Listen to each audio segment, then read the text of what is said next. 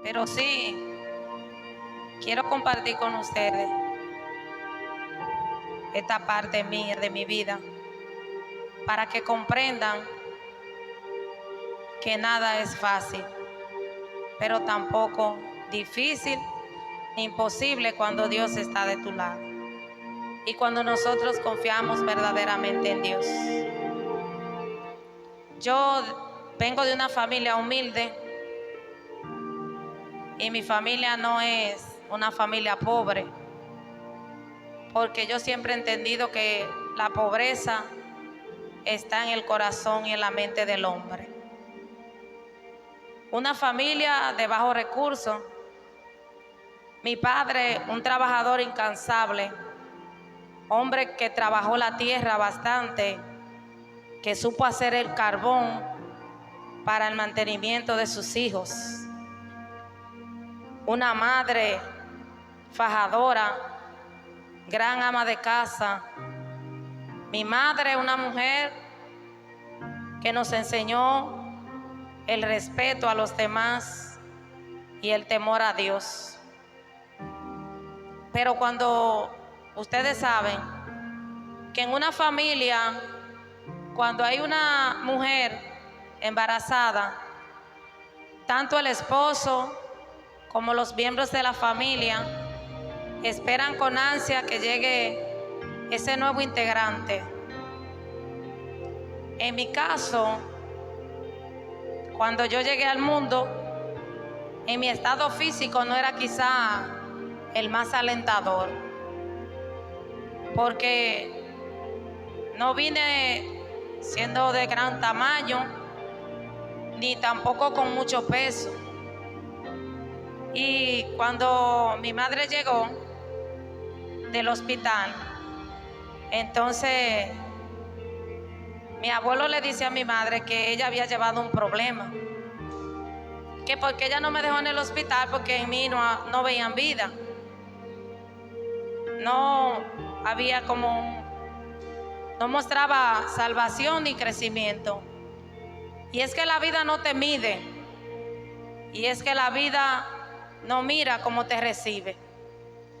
Ella simplemente te recibe y no sabe si tú estás preparado o preparada para enfrentar los golpes con lo que ella te espera. Luego yo fui creciendo y mis hermanos, después yo me inicié en la escuela, en mis estudios. A mí siempre me ha gustado estudiar, pero como los niños de ahora quizá, yo no tuve ese privilegio que tenían algunos niños. Yo vivía en un lugar de aquí de la comunidad muy lejano. En ese lugar donde nací y hice parte de mi niñez, le dicen la cueva.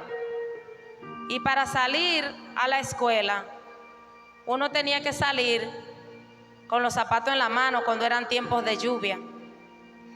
Y luego uno en el río se lavaba sus pies.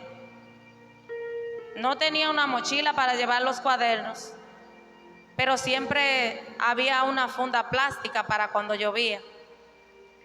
Nosotros no, mis hermanos también y yo no gozábamos, no teníamos el privilegio de tener un desayuno, como muchos como otros. Mi madre nos colaba un jarro de café, nos daba cada uno un poco y nos enviaba a la escuela. Cuando nosotros llegábamos, en ocasiones o casi siempre, no había comida. Y si había, todavía no estaba lista. Después, Dios bendijo a mi padre con un trabajo y la situación de vida fue cambiando. Mi madre se fue a acompañar a mi padre a ese trabajo porque era fuera de la comunidad y yo me quedé con mis abuelos paternos. Entonces luego mi padre pudo comprar un terreno cerca de la carretera y fabricar una casa y ahí luego yo me reuní con mi madre. A los 10 años yo hice mi primera comunión. Fue mi iniciación cristiana. Luego seguí avanzando en la fe. Hice mi confirmación y me mantenía en los caminos de la iglesia. A los 17 años, para entrar en los 18, yo terminé la secundaria. Empecé a trabajar a los 19 años. Luego ahí conocí a un muchacho y nos unimos. Me aparté de lo que era la vida de la iglesia. Yo que recibía la comunión, ya ahí había roto mi trato con Dios. Pero ya cuando nosotros teníamos 9 meses juntos, tuvo un accidente y falleció inmediatamente. Después de un tiempo, mis hermanos, yo conocí a mi esposo y nos unimos en el santo matrimonio y ahí estamos juntos para la honra y la gloria de Dios.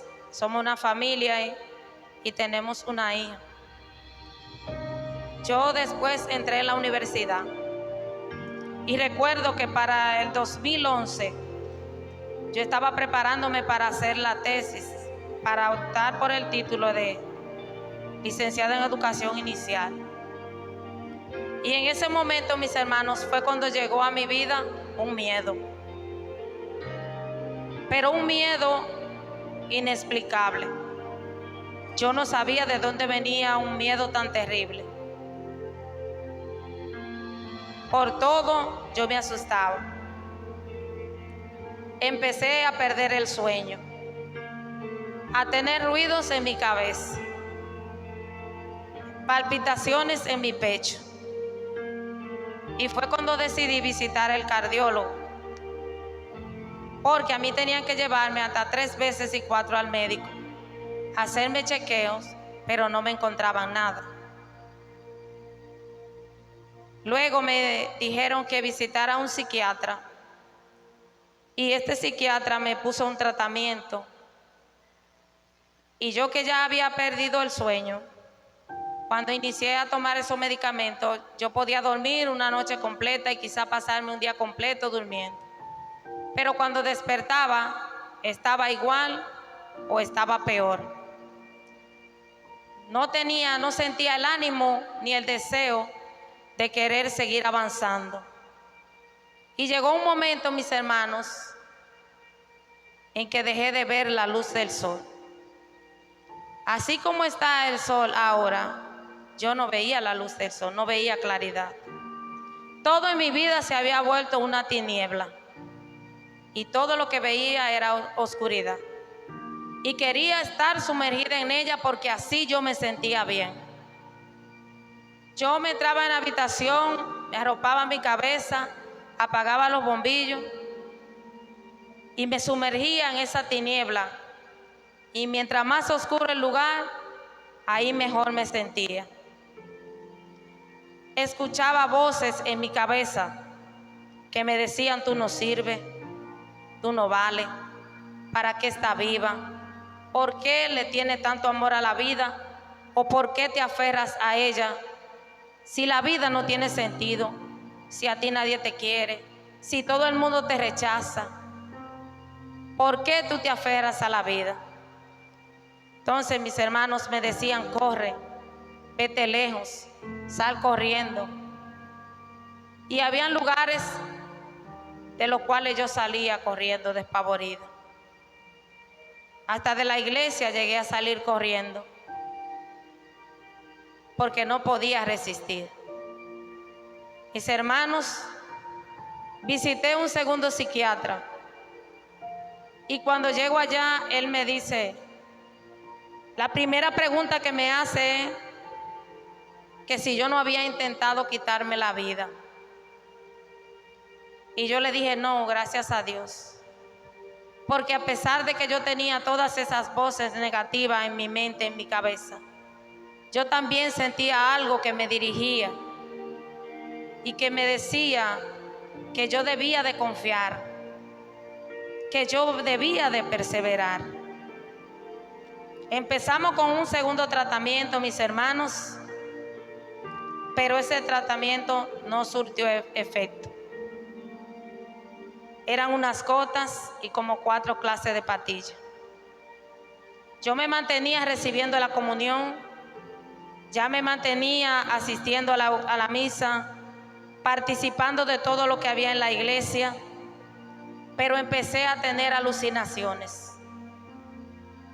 Mis hermanos, llegó un momento en que yo veía todas las clases de animales que se acercaban a mí. A mí me rodeaban las serpientes, a mí se me tiraban los gatos arriba, todos los animales feos me gritaban y yo lo veía y yo le decía a los que estaban a mi lado que me quitaran todos esos animales que me querían acabar, pero eso todo solamente estaba en mi pensamiento. Empecé a perder la memoria y ya ahí había momentos en que no reconocía a las personas. Los míos, los de mi comunidad, no los reconocía. Y entraba en temor de si saludar o no saludar. Porque yo pensaba, si lo saludé, va a decir que estoy perdiendo la memoria, y si no lo saludo, van a decir como que estoy media orgullosa. Y yo no soy así. Y ahí estaba, que no encontraba qué hacer. Preguntaba por mi hija, y mi hija estaba a mi lado, pero yo ni siquiera la veía. Mis hermanos, y todo se volvió en mi vida una miseria. Una miseria. Y nosotros, en el lugar donde vivíamos, se había convertido en un hospital. Y todo era medicamentos y medicamentos. Y si nosotros conseguíamos algún poquito de dinero, era para llevarlo a los médicos, para comprar la medicina. Y la casa donde vivíamos se nos estaba cayendo encima. Y mi niña, que estaba pequeña, ella miraba y decía: mami, esto se va a caer. Y yo le decía: no, mi hija, tú no comprendes muchas cosas, pero mientras Dios sea la columna de esta casita, no se va a caer. Y nosotros poníamos por encima del mosquitero una sábana para que las carcomas que caían no cayeran sobre nosotros. Y nosotros podíamos, cuando quitábamos las sábanas, recoger pilas de carcomas. Y eso era lo que el Señor quería mostrarme: la miseria humana. Mientras más miserable el hombre, la misericordia de Dios es más grande. Infinita su bondad, infinita su misericordia. Dios después nos siguió ayudando y nosotros después pudimos construir en la casa que hoy estamos. Pero cuando llegaba ahí me decían: tú te tienes que ir de aquí. Esto no es tuyo, a ti esto no te pertenece. Y en ese entonces solamente mi esposo estaba trabajando y ya estaba a punto de perder su trabajo, porque yo le decía que saliera corriendo del trabajo porque ya yo me estaba muriendo. Y era una persecución, y un día yo lo llamé y le dije que saliera porque ese era mi último día. Yo le dije: si tú quieres, pide un permiso porque hoy es mi último día. Mis hermanos, si él me dice: resiste, que yo voy a salir. Y cuando no me pude aguantar, y cuando iba a salir corriendo, yo solo sé que salí corriendo de la habitación, y cuando llegué en medio de la sala, algo me detuvo y una voz me dijo: tú vas a echar demonios, ¿y a quién tú vas a llamar? Inmediatamente pude paralizarme y pude pensar, porque yo no tenía un pensamiento fijo.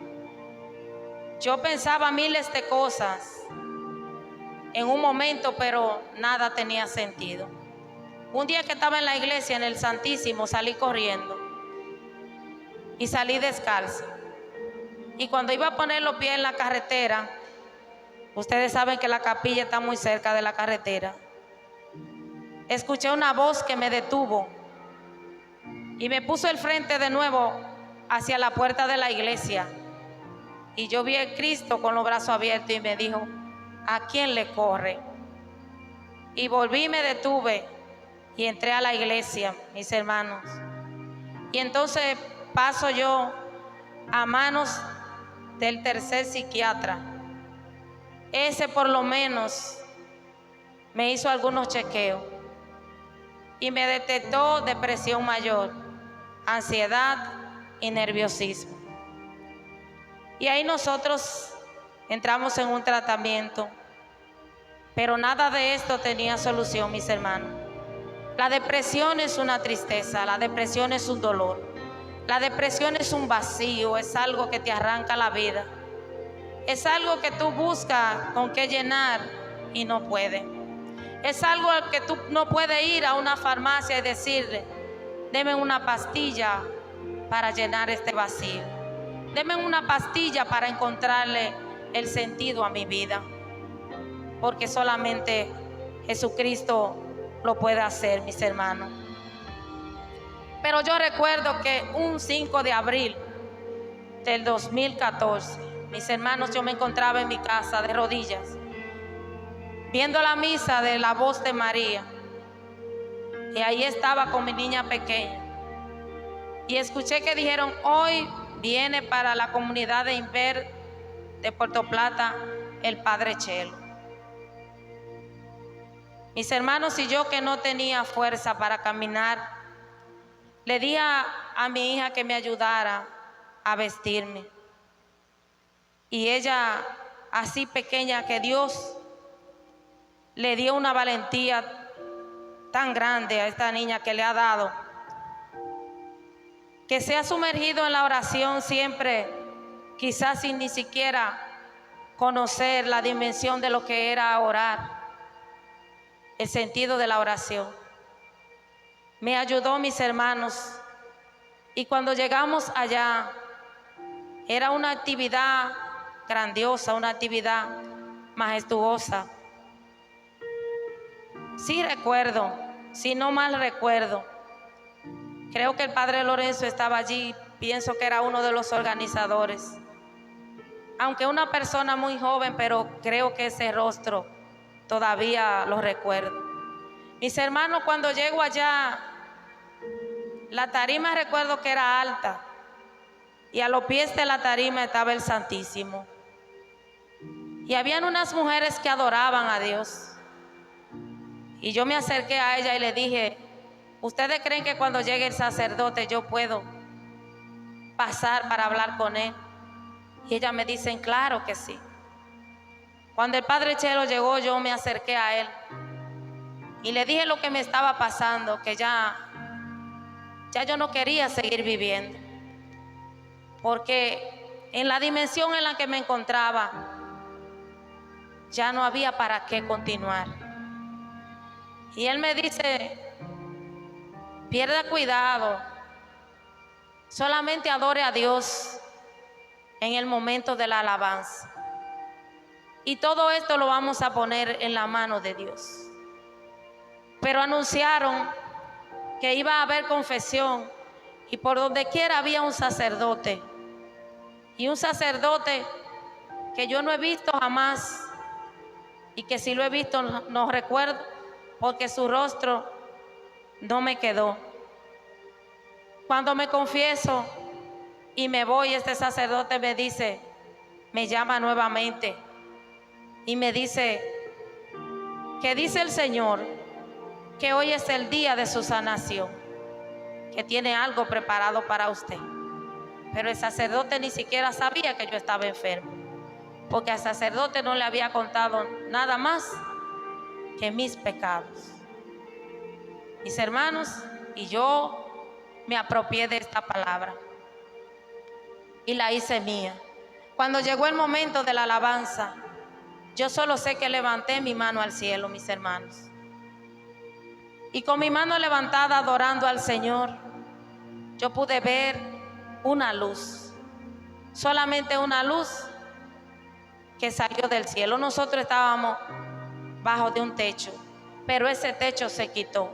Pero yo no vi nada con mis ojos abiertos, pero ese techo se quitó y solamente quedó el cielo. Y por ahí salió esa luz. Y esa luz era tan resplandeciente que esa luz me hundía los ojos cuando yo trataba de abrirlos. Y yo nunca pude abrir los ojos. Y cuando esa luz fue acercándose a mí, ahí yo pude ver a Jesús de la Divina Misericordia. Y Él se paró frente a mí. Y Él no tocaba la tierra, Él se quedaba flotando a mi frente. Y yo podía ver las señales de los clavos. Y yo miraba así, y yo podía mirar las señales de los pies. Y Él me miraba, y yo sentí cuando Él abrió mi pecho, así en dos, e hizo así, entró, y luego cerró. Y yo nunca abrí mis ojos, y yo lloraba, y yo decía: Señor, no te vayas, porque yo creo que si tú te vas yo me voy a morir. Y a los que estaban a mi lado, recuerdo que Mercedes estaba ahí, yo decía, con mis ojos cerrados decía: Mercedes, yo no sé lo que Dios hizo en mi corazón, pero yo sé que Dios a mí me ha sanado. Mis hermanos, y desde ese día que tenía 3 años y medio siendo medicada por los psiquiatras, y hay personas que me dicen: ¿y cómo usted hoy puede estar así? Si una persona que haya sido medicada psiquiátricamente y pasar con unas medicinas tan fuertes y por la mano de 3, pudo recobrar parte de la memoria que había perdido, pudo estar ahora en su sano juicio, puede ahora asimilar, puede ahora hablar. Y yo le digo: porque a mí no me sanaron los médicos, a mí me sanó Jesús de la Divina Misericordia.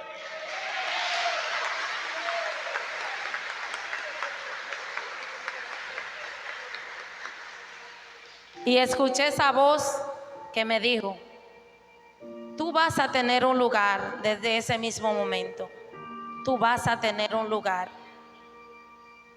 en donde ahí van a ir los corazones angustiados, y yo le daré la paz. Mis hermanos, yo nunca pensé en ese lugar. Mis hermanos, la miseria nunca piensa en nada. El que no tiene nada en la mano nunca piensa en nada. El que solamente tiene la calcoma, ¿en qué va a pensar? El que no tiene ni siquiera para comer, ¿en qué va a pensar? El que solamente anda mendigando, ¿qué va a pensar? Pero si Dios habla, Dios responde y Dios respalda. Mis hermanos, nunca en mi vida había vuelto a ver a Jesús con los ojos cerrados de la Divina Misericordia desde el día 5 de abril de 2014. Mis hermanos, hoy Dios me volvió a dar la oportunidad de tener la visión, pero hoy más, con más amplitud, porque hoy me mostró varias cosas. Y fue cuando venía de camino hacia la parroquia. Vengo con Leomar y con Chino, con mi familia prácticamente, con mi hermano Franklin, con Margara. Mis hermanos, sí estaba nublado. Y cuando veníamos por ahí por la recta de los Campines, de repente sale el sol. Y el sol nos impacta tan fuerte que no teníamos visión. Y Franklin dice: se han posado los rayos de la misericordia, mis hermanos, y el carro se ilumina completamente. Y yo cierro mis ojos. Y cuando cierro mis ojos, que no lo pude volver a abrir jamás, ahí está Jesús de la Divina Misericordia. Y ahí se me empieza a mostrar en varias dimensiones. De esa forma se quitó y me mostró solo su corazón. Se quitó y me mostró solo vestido de blanco y se envolvía con una manta azul y se quitó, y ahí me mostró con su madre a su lado, y fueron varias las dimensiones que pude vivir, y yo lloraba y yo no entendía, y yo le decía cierren los ojos para que puedan ver. Y después Leomari me decía, pero mami, ¿cómo lo vamos a ver si solamente lo pudiste ver tú? ¿Qué era lo que tú decías que miráramos? Mis hermanos, es algo que nosotros no entendemos. Es un misterio demasiado grande para nosotros, pero el Señor así lo ha querido y a Él así le ha parecido bien. Mis hermanos, y le digo que esto pasó como si hubiera sido unos segundos. El sol inmediatamente, dice Frank, ya se fue el sol, ya se quitó. Pero yo no abrí los ojos, yo vine abriendo los ojos cuando llegamos aquí a la parroquia. Pero yo no sabía ni siquiera dónde yo estaba. Yo le doy gracias a mis hermanos que me socorrieron, que estaban ahí para ayudarme, para extenderme esa mano amiga, porque mis hermanos, tengo que decirle que yo perdí la fuerza. Pero Jesús es la fuerza de cada uno de nosotros. Y quise contarle esta parte, tengo muchos testimonios, pero quise contarle esto para que ustedes vean de dónde nace esta devoción y todo lo que nosotros tenemos que pasar. Mis hermanos, al enemigo no le gusta que nosotros hablemos de la divina misericordia, y cuando hablamos de ella somos muy atacados, somos muy rechazados, somos a veces hasta burlados, y al no entender nos dicen que estamos locos. Pero si lo sabrán los sacerdotes, que se lo dio el Señor para nosotros como la última tabla de salvación, y que todos los días tienen que proclamarla y tienen que hablar de ella, ¿cuánto más atacados serán ellos? ¿Cuánto más debemos nosotros de orar por ellos y clamar la misericordia de Dios, mis hermanos? Que el Señor me le bendiga y que lo guarde y que su misericordia le proteja para toda la vida.